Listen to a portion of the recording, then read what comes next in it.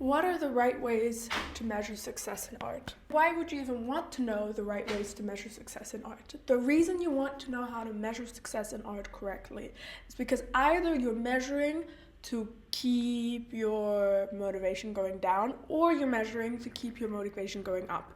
So if you measure wrong, you might not look at the piece of art wrong, but you might look at your next piece of art wrong. So let's get into it. 1. When you decide it's done. That is a huge accomplishment. I always celebrate my small wins because I get so excited. I'm like, I wrote this many words, I wrote this many words, I wrote this many words today, yesterday, this week.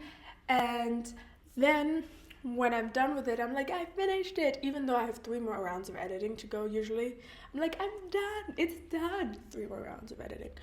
And then number 2, when it makes you feel something, you read back your work, you see your painting, you watch your sculpture in 3D, and you're like, you actually genuinely connect with your own artwork because it is you, because you're connecting with the most honest, raw part of yourself.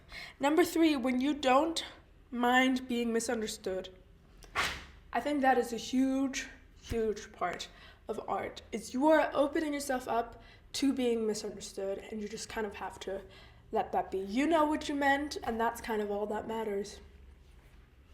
Now, how do you break up with your art once you've felt like the success and you're trying to go to the next part of the journey? How do you break up with your art? Do you need to break up with your art? You do. You need to let that go. You need to let it go because it is such an emotional tethering you have to your art, and then you need to learn how to let it go. How do you let it go? With the 5 senses. It's like you can write a breakup list for the book, for the this, for the that, and then put all 5 senses, do 3 things for smell, do 2 things for touch, however you do more things for touch if you did a sculpture, and do more things for sight if you did a painting. Put it to yours. I would put more books that I will read and more of a mind thing where my mind needs to shift. You might need to touch more things if you did sculpture, all of these things.